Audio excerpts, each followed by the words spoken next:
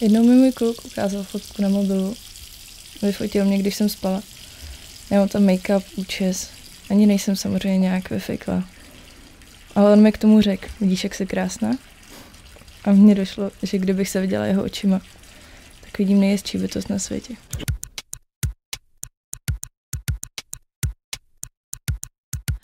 Inspirací pro letošní kolekci pro mě byly barvy Diary 6 od L'Orealu, které jsou krásně zářivé. Co se týká střihu, tak vlasy jsem hodně prostříhala, nechala jsem je na krku delší, což je nezvyk, protože v dnešní době se dělají vlasy na krku hodně krátký, s tím, že se nechává ta delší patka a využila jsem difuzéru, který se zase začíná třeba občas používat, protože hodně se vlasy kulmujou a tady ta forma toho difuzéru zase vytvoří trochu jiný vlny.